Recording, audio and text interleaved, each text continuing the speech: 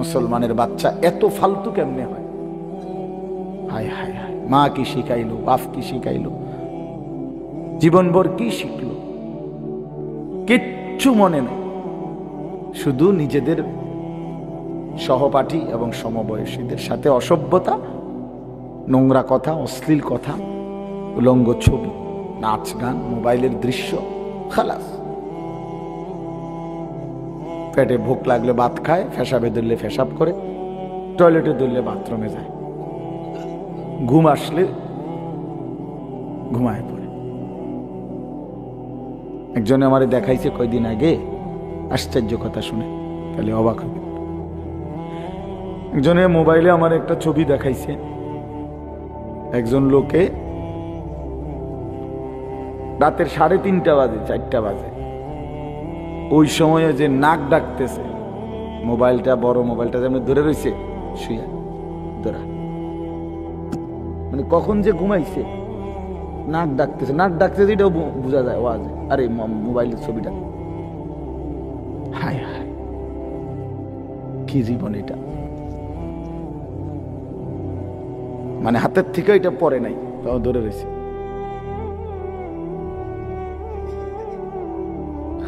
কি জীবন ভাইয়া! এত গাফেল মানুষের জীবন হয়? মুসলমান এত গাফেল হয়? এই জন্য এটা বোঝা উচিত, এটা বোঝা উচিত। যাই হোক, তো বলতেছিলাম, আল্লাহ তাআলা এই কথাটা বারবার বুঝাইতে চাইছেন কোরআনের, যে বান্দা আমারে বাদ দিও না, আমারে বাদ দিলে আর কিছু থাকে না, আমারে ধরে রাখলে সব হয়ে যায়। আমার শায়েখ আল্লামা মুফতি মুশতাকুন নবী সাহেব বলে, আল্লাহকে হারিয়ে তুমি যদি গোটা দুনিয়াও পাও, কিছুই পাও। আল্লাহকে পেয়ে যদি তুমি গোটা দুনিয়াও হারাও, কিছুই হারাও। আল্লাহকে পেয়ে সব হারালেও কিছুই হারায় না, আল্লাহকে না পেয়ে সব পেলেও কিছুই পায়, কিছুই পায়। আল্লাহকে নারাজ করে ধরে রাখা যায়, জবরদখল করে রাখা যায়, যেদিন থাকে না আর কিছুই থাকে না, কিছুই থাকে না। এই জন্য ভাই, এই আল্লাহ তাআলা কোরআনে এই কথাটা সোয়ালাক আম্বিয়ার মাধ্যমে আল্লাহ এই কথা বুঝাইতে চাইছেন যে শুধুই আল্লাহ, তাওহীদ, লা ইলাহা ইল্লাল্লাহ, আল্লাহ ছাড়া আর কিছু নেই, আল্লাহ ছাড়া আর কোনো ইলাহ নেই। এই জন্য দাওয়াত ও তাবলীগের সাথীরা সবচেয়ে বেশি এই কথার সবক শিখায় যে ভাই, মাখলুক থেকে কিছু হয় না, মাখলুক কিছু করে না, আল্লাহ করে, আল্লাহ করে, আল্লাহ করে, আল্লাহ করে, আল্লাহ করে। এই কথাইটা হাজার হাজার বার দাওয়াত ও তাবলীগের মেহনতে বলা হয়।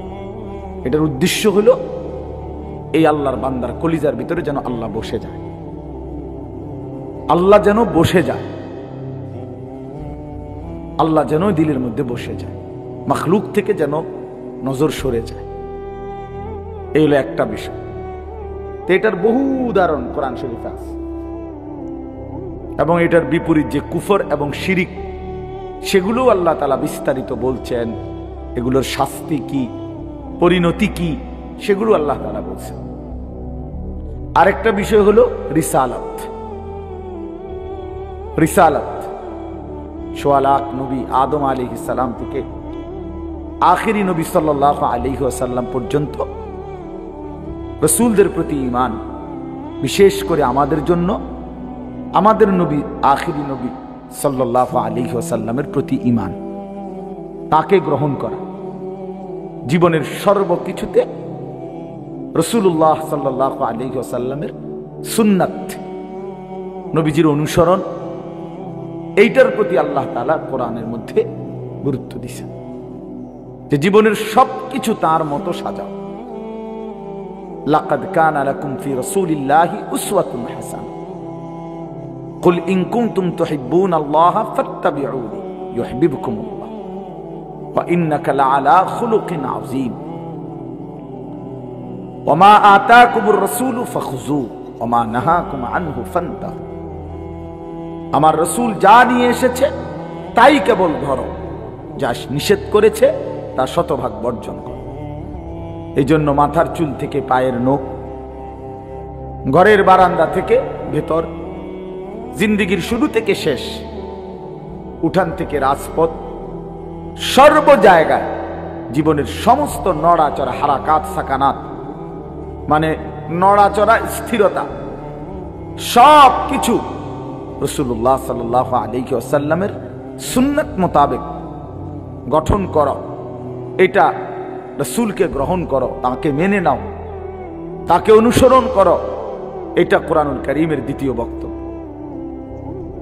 এটা আল্লাহ তাআলা বারবার বলতে চাইছেন, নবী সাল্লাল্লাহু আলাইহি ওয়াসাল্লামও বলতে চাইছেন, বারবার বুঝাইছেন, বারবার বুঝাইছেন।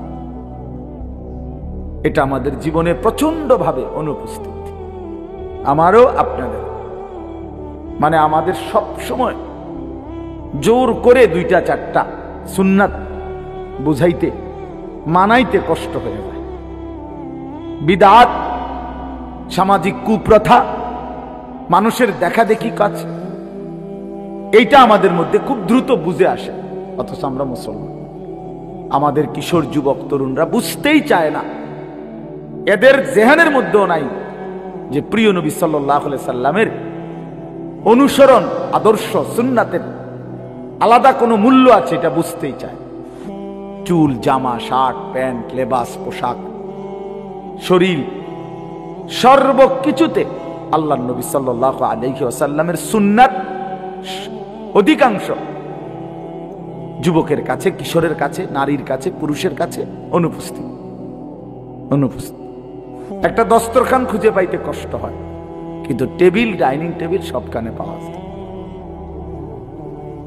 একটা মেসওয়াক খুঁজে পেতে কষ্ট হবে, কিন্তু ব্রাশ একটা ছোট বাচ্চাটারও আছে। 6 বছরের, 3 বছরের বাচ্চাটারও কি আছে? ব্রাশ আছে। ঘরের সদস্য যতজন, ব্রাশ ততটা, কিন্তু সুন্নাত নাই, সুন্নাত নাই। শত শত লাখ লাখ ছেলে, তাদেরকে জিজ্ঞাসা করেন, বাবা প্রত্যেকেই তো কোনো না কোনো মডেলে চুল কাটাইছো, কিন্তু রাসূলুল্লাহ সাল্লাল্লাহু আলাইহি সাল্লামের মতো করে কখন বানাইছো?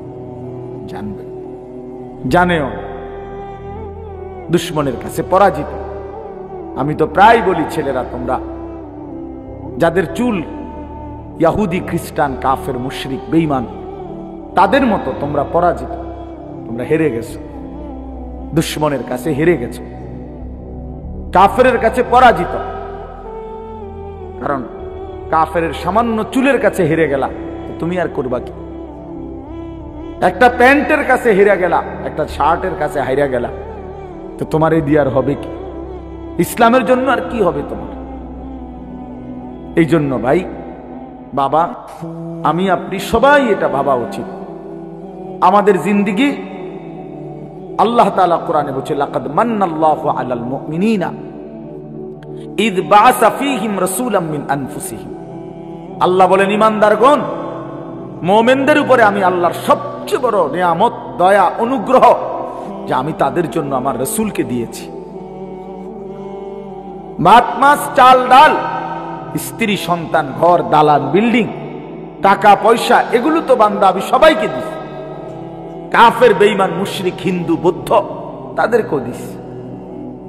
এগুলো তো আহামরি কিচ্ছু না, কিচ্ছু না। ভাত তরকারি তো খাদ্য, পানীয়, ঘুম, আহার, নিদ্রা, এ তো জন্তু জানোয়ারেরও পূরণ, কুকুর বিড়ালেরও পূরণ, কাফের বেঈমানেরও পূরণ হয়। তো তোমরা মুমিন, তোমরা আমার ইমানদার বান্দা, আমি আল্লাহ তোমাদের জন্য জান্নাত বানাইছি। আর সেই জান্নাতে দেওয়ার জন্য, পুরাপুরি জান্নাতের পুরাটা বুঝাইয়া দেওয়ার জন্য আমার কলিজার টুকরা রাসূল তোমাদেরকে দিয়ে দিয়েছে। ধরো, আমার বন্ধুকে নাও, বন্ধুর মতো নিজেকে সাজাও, আমি আল্লাহর কাছ থেকে জান্নাত বুঝে নাও। এই ছিল রিসালাত, রাসূলুল্লাহ সাল্লাল্লাহু আলাইহি ওয়াসাল্লামের অনুসরণ। নবী সাল্লাল্লাহু আলাইহি ওয়াসাল্লাম বহুতই গুরুত্ব দিয়েছেন। কত হাদিস বলছেন নবীজি, উম্মত আমাকে অনুসরণ করো, আমাকে অনুসরণ করো, আমাকে অনুসরণ, আমাকে অনুসরণ, এতবার কথাগুলো বললেন। অথচ সেই মানুষগুলো আমরা প্রতিনিয়ত নবীজির সুন্নাতকে প্রত্যাখ্যান করি। এরপরে আমরা কোন লজ্জায় সেই নবীর কাছে সুপারিশের জন্য দাঁড়াবো? আল্লাহর নবী সাল্লাল্লাহু আলাইহি ওয়াসাল্লাম বলবেন, বেশরম, আরে বেহায়া, আমি এতবার বললাম, আমার কথা পাত্তা দিলি না। 30 বছর ধরে যেই মানুষটার মুখে দাড়ি নাই, এই লোকটা কিভাবে নবীজির সামনে দাঁড়াবে? কথা বলেন।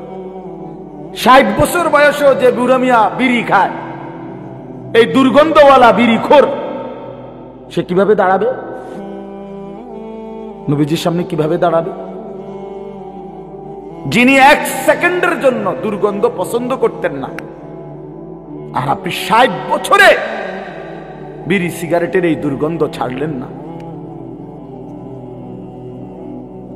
এর চাইতে বেশরম মানুষ আর কি হইতে পারে বলেন? এই লোকটা কিভাবে দাঁড়াবে সুপারিশের জন্য? তোমরা ছেলেরা বলো বাবা, 365 দিনে, 1 বছরে, খোদার একটা বছরে কোনোদিন যারা ফজরের নামাজ পড়লা না, তুমি কেমনে দাঁড়াইবা? আজ যদি তোমার মৃত্যু হয়, কেমনে দাঁড়াইবা বাপ? কিভাবে আল্লাহর সামনে, রাসূলুল্লাহ সাল্লাল্লাহু আলাইহি সাল্লামের সামনে দাঁড়াইবা? নবী সাল্লাল্লাহু আলাইহি সাল্লাম তো আমলনামা দেখবেন, উম্মতের আমলনামা দেখবেন। এই যে আমি এখন দেখছি, সবাই তো কাগজ দেখবে না, তো নবীজি আমলনামা দেখবে। নবী যখন দেখবে, উম্মত এটা কি আমলনামা, কি আমলনামা এটা? ফজরের নামাজ, বছরের পর বছর 5 ওয়াক্ত নামাজ নাই, 30 বছর সুদের ব্যবসা করছো, 30 বছর ওজনে কম দিছ, 30 বছর ধরে, 60 বছর ধরে আল্লাহর নাফরমানি করে গেছে উম্মত। ওই নামাজ কই? হালাল উপার্জন কই? স্ত্রীর পর্দা কই? ছেলেটার নামাজ কই?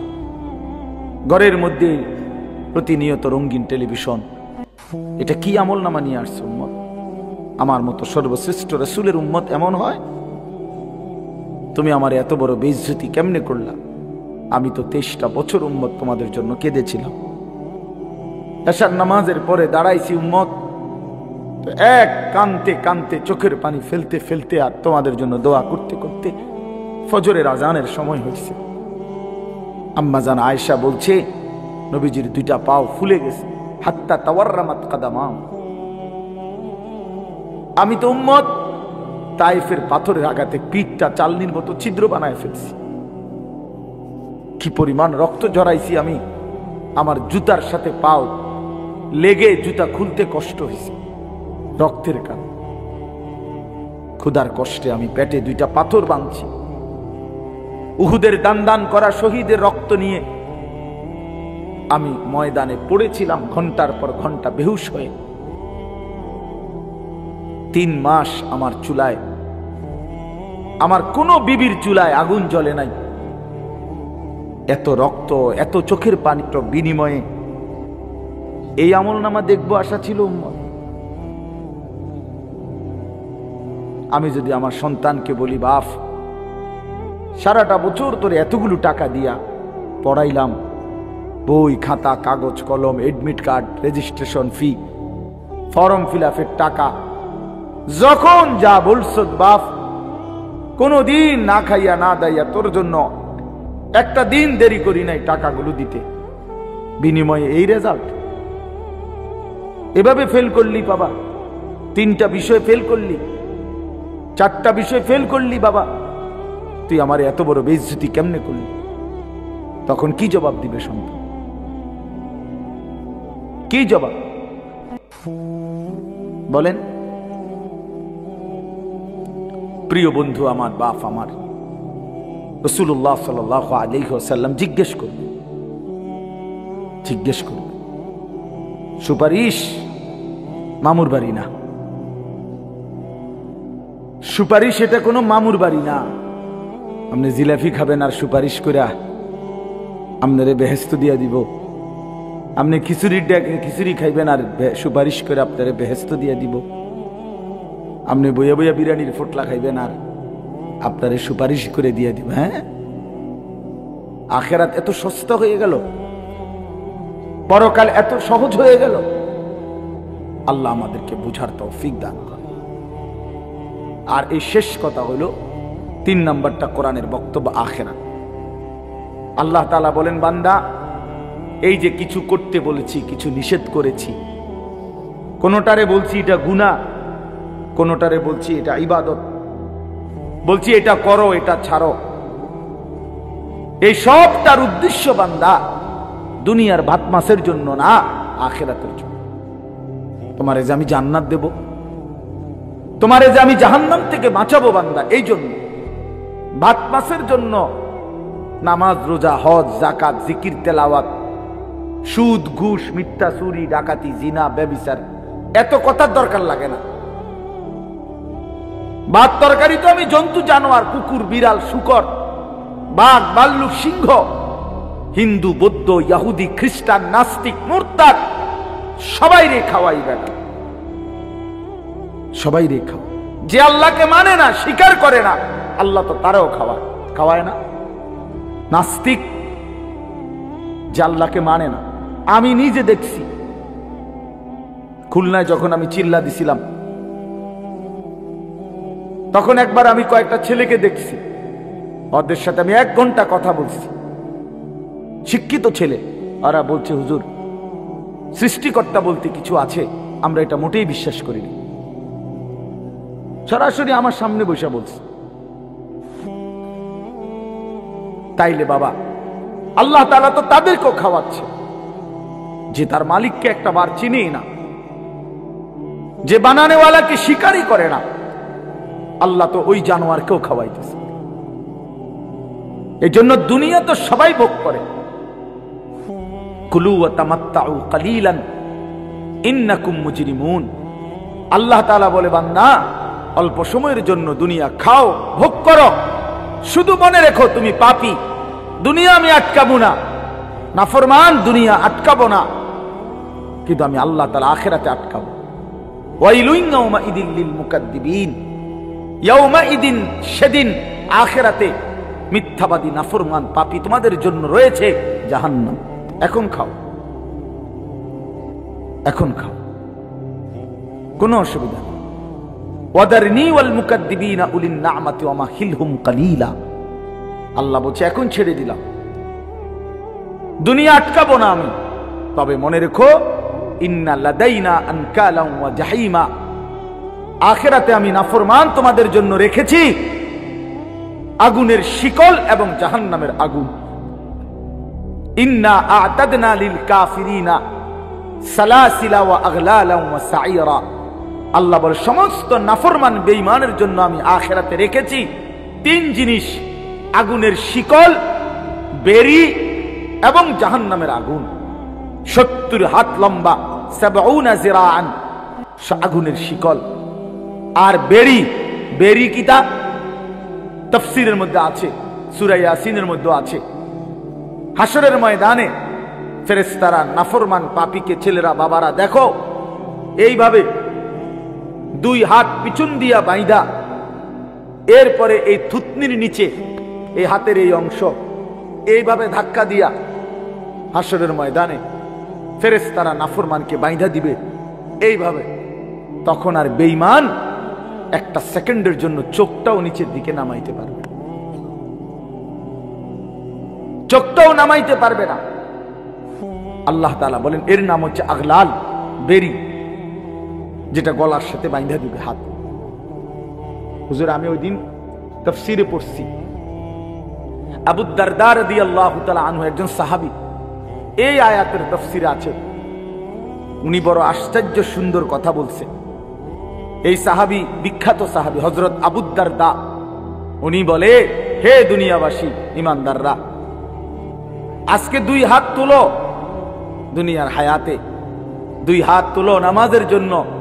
আজকে যদি 2 হাত এভাবে তুলো, তাইলে লাভ হবে, নামাজ আদায় হবে, আখিরাতে জান্নাত মিলবে। নয়তো নাফরমান, মনে রাখো হাসরের ময়দানে ফেরেশতা তোমার 2 হাত তুলবে, কিন্তু বেঈমান সেদিন 2 হাত পিছনের দিকে বাইন্ধা দিবে। হাত 2টা তুলতে হবে নাফরমান। আজ তুললি না, আজ তুললে নামাজ হতো, সেজদা হতো, নামাজের নিয়ত বাঁধা হইতো, কিন্তু সেদিন ফেরেশতা উঠাবে, ওইটা পিছন দিয়া বাইন্ধা দিবে, আর কোনোদিন চোখ নামাইতে পারবে না। এজন্য প্রিয় ভাই আমার, ছেলেরা আমার, বাবারা আমার, আমাদের এই সমস্ত বয়ান, আমি দেরি করছি না, এই সমস্ত বয়ান, এই যে এত ওয়াজ, এত মাহফিল, এত ওয়াজ, এত মাহফিল, ওলামায়ে কেরামের এত চিল্লা চিল্লি, মসজিদে জুমার বয়ান, মাহফিলের বয়ান, দাওয়াত ও তাবলীগের বয়ান, আরে ভাইয়া সবটার ফিকির আখিরাত। আখিরাত, দুনিয়ার জন্য না। দুনিয়া এমনিই চলে। যারে আল্লাহ হায়াত দিবেন তারে আল্লাহ দুনিয়া খাওয়াবে, এটা আল্লাহর ফয়সালা। যিনি হায়াত দিবেন রিজিক তিনিই দিবেন, এটা আল্লাহর ফয়সালা। মানলেও না মানলেও দুনিয়া আল্লাহর কাছে কিছুই না।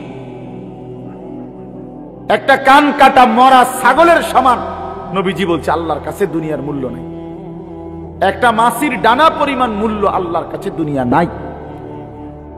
এই জন্য আল্লাহ তাআলা এটারে কিছুই মনে করে না, কিছুই মনে করে না। আল্লাহ তাআলা বলছে, যা বেঈমান, 70 বছরও কোনোদিন যদি আমারে না ডাকস, অসুবিধা নেই, খা। আমি 72 বছর বয়স্ক লোক দেখছি, আমি তারে হিন্দু কালেমার দাওয়াত দিছিলাম 2-2.5 ঘন্টা। এবছর চিল্লায় যখন ছিলাম, বেচারা কয় না আমি কালেমা পড়বো না, এটা পড়বো। ওনার 2 ছেলে মুসলমান, ছেলের বউ মুসলমান, নাতি নাতনি সব মুসলমান, কিন্তু এই বেচারা এখনো হিন্দু, 72 বছর বয়স। বেটা নিজে বলছে। তো 72 বছর বয়সে কোনোদিন সে তার মালিকের নাম নেয় নাই, কিন্তু মালিক তারে এক বেলাও উপাস রাখে নাই। মালিক তারে ঠিক মতোই সূর্যের আলো, চাঁদের আলো, আলো বাতাস দিচ্ছে। কি পরিমাণ রহম, কি পরিমাণ মালিক, সুবহানাল্লাহ। 72 বছরের নাফরমানের প্রতিও এখনো আল্লাহ তাআলা তার দয়া অব্যাহত রাখছে। এজন্য কোরআনে আছে, ইয়া আইয়ুহাল ইনসান মা গাররাকা বিরাব্বিকাল কারীম, হে আমার বান্দা, হে মানুষ, আমার মতো দয়ালু মেহেরবান মালিক থেকে কে তোমারে ভুলাইয়া দিল। হাই যুবক, 1 বছর নামাজ পড়ো নাই, তবুও তোমার মালিক তোমারে ঠিক মতো ঘুম পাড়ায় দিচ্ছে, আবার ঘুম থেকে জাগায়ও দিচ্ছে। আমি প্রায় বলি, বাপ, প্রতিটা মানুষ যখন ঘুমে যায়, ঘুমাইতে যায়, মানুষের এক মুহূর্তে ঘুম আসে না। কারো 2 মিনিট, 5 মিনিট, 10 মিনিট, 20 মিনিট চোখ বন্ধ রাখেও অপেক্ষা করতে হয়। হঠাৎ করে এক মুহূর্তে তার অজান্তে কখন যেন ঘুম চলে আসে, সে নিজেও জানে না ঠিক কত সেকেন্ডে। না, এটা আল্লাহই এক সময় তার চোখে ঘুম পাড়ায় দেয়। তাহলে চোখ বন্ধ করার 10 মিনিট পরে, 20 মিনিট পরে ঘুম আসে। এখন আমার প্রশ্ন হলো, যেই নাফরমান ফজরের নামাজ পড়ে না, এ যখন 8টা বাজে, 9টা বাজে, 7টা বাজে উঠতে যায়, ঘুম থেকে জাগতে চেষ্টা করে, এই বেঈমানরে যদি আল্লাহ তাআলা 10টা মিনিট, যে সে চোখ খুলতে চাইতেছে কিন্তু চোখটা খুলতেছে না, আল্লাহ খোলাইতেছে না, কথাটা বুঝেন নাই? তখন বেঈমানের অবস্থাটা কেমন হবে?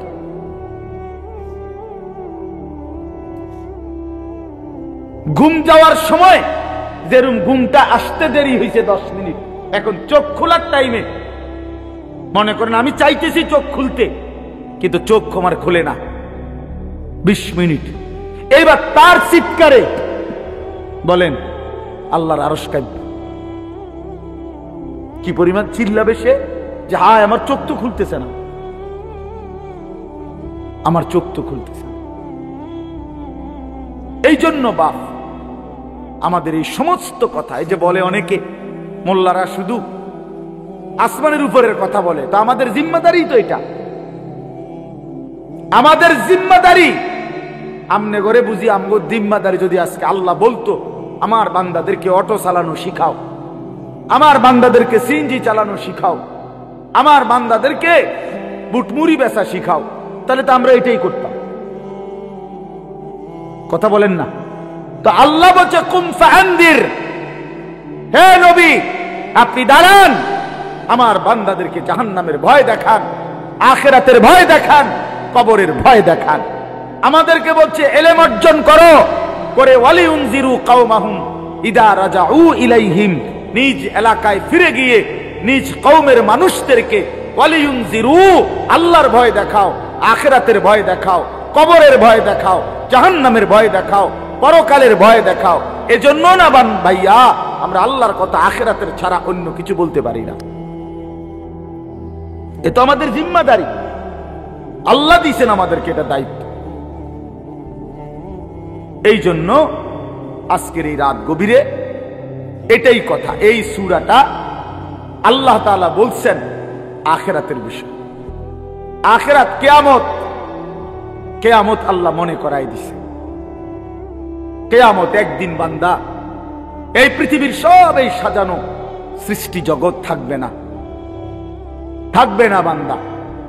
আল্লাহ এই কথা মনে করাই দিছে, এই সব কিছু আমি একদিন ভেঙ্গে চুড়ে শেষ করে ফেলবো, আর হাসরের মাঠ কায়েম করে তোমাদের প্রত্যেকের জিন্দেগির হিসাব নেব।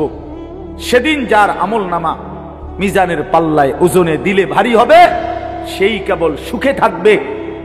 আর যার আমল নামা মিজানের পাল্লায় গুনাহের বোঝা ভারী হবে, নেকির পাল্লা হালকা হবে, আল্লাহ তাআলা বলেন তোমার ঠিকানা হবে হাবিয়া, একেবারে নিকৃষ্ট জাহান্নাম, যেটা প্রজ্বলিত ধাউ ধাউ করে জ্বলা আগুন ছাড়া আর কিছু নয়। এই কথা এটাই আল্লাহ এখানে এটাই বলছে। আল কারিআতু মাল কারিআ, কোরআন শরীফে কিয়ামতের বহু নাম আছে। আল হাক্কাতু মাল হাক্কা, লা উকসিমু বিয়াউমিল কিয়ামা। এখানে আল্লাহ তাআলা বলছে আল কারিআতু মাল কারিআ, আঘাতকারী। দরজার মধ্যে যেরকম খটখট করে, দরজার মধ্যে যেরকম আঘাত করে, আল্লাহ তাআলা এই কিয়ামতকে বলছে এরকম আঘাতকারী। অর্থাৎ বুঝাইতে চাইছে বান্দা প্রতিনিয়ত কিয়ামত আখিরাত তোমাদের দরজায় কড়া নাড়তেছে। প্রতিটা মৃত্যু, প্রতিটা লাশ, প্রতিটা জানাজা, জিন্দেগির প্রতিটা পরিবর্তন তোমারে মনে করাই দিচ্ছে যে তুমি স্থায়ী না, তুমি থাকবা না, তুমি থাকবা না। গতকালকে আমি চোখের ডাক্তার দেখাইছি, উনি আমারে বলতেছে হুজুর 10 মাসের মধ্যে আপনার চোখের পাওয়ার যেটুকু কমে গেছে হিসাবে এতটুকু কমার কথা না। মানে 10 মাস আগে আমি একবার দেখাইছিলাম, আবার কালকে দেখাইছি আরেকবার। তো আমার চোখের দৃষ্টি শক্তি যদি কমে যায়, এ তো আমার মৃত্যুর কথাই স্মরণ করায়। আমার কোমরের শক্তি যদি কমে যায়, তো সে তো আমার মৃত্যুর কথাই মনে করায়। হ্যাঁ বলেন ভাই। এই জন্য বাপ আমার আল্লাহ তাআলা বলেন বান্দা প্রতিনিয়ত তোমাদেরকে কিয়ামত, আখিরাত, পরকাল তোমাদের দরজায় কড়া নাড়ে, দরজায় কড়া নাড়ে। আল কারিআতু মাল কারিআ ওয়া মা আদরাকা মাল কারিআ। হে নবী আপনি জানেন সেই আঘাতকারী, করাঘাতকারী, খটখটকারী সেটা কি? আল্লাহ বলেন ইয়াউমা ইয়াকুনুন নাসু কাল ফারাশিল মাবসুস। সেটা হলো সেই কিয়ামত, যে কিয়ামত যখন শুরু হবে, ইসরাফিল ফু দিবে, তো পতঙ্গ এই উলু উলু কয় যে বাতির সামনে যে সাদা সাদা পোকা আইসা আইসা উড়া উড়া পড়ে, এলোমেলো হয়ে ছুটা ছুটা আইসা পড়ে। আল্লাহ তাআলা বলেন বন্ধু সেই কিয়ামতের ঘন্টা যখন বাজবে, কিয়ামতের খটখট যখন শুরু হবে, ইসরাফিলের ফু যখন জমিনে শুরু হবে, তখন এই কোটি কোটি মানুষগুলো সব এই উলু পতঙ্গের মতো উড়ে উড়ে দিক বিদিচ্ছন্ন ছাড়া হয়ে একেবারে ছিন্ন ভিন্ন হয়ে যাবে। কাল ফারাশিল মাবসুস, বিক্ষিপ্ত পতঙ্গের মতো। কে যে কোথায় যায়, কেন যায়, কেউ কারো কোনো প্রশ্নের জবাব দিতে পারবে না। বাবা বলবে না ছেলেকে বাপ কোথায় যাও, ছেলে বলবে না বাপ আপনি কোথায় যান, স্বামী বলবে না স্ত্রীকে কোথায় ছুটছ, স্ত্রী বলবে না স্বামীকে কোথায় ছুটছ, সব দৌড়াবে সব। ও তারান নাসা সুকারা ওয়া মা হুম বিসুকারা ওয়ালাকিন আযাবাল্লাহি শাদীদ। আল্লাহ বলেন ইসরাফিল যখন ফু দিবে, এই জমিন তখন ভূমিকম্প শুরু হবে, কিয়ামত শুরু হয়ে যাবে, চারদিক ভাঙতে শুরু করবে, আর তখন মানুষগুলো মাতালের মতো দৌড়াবে।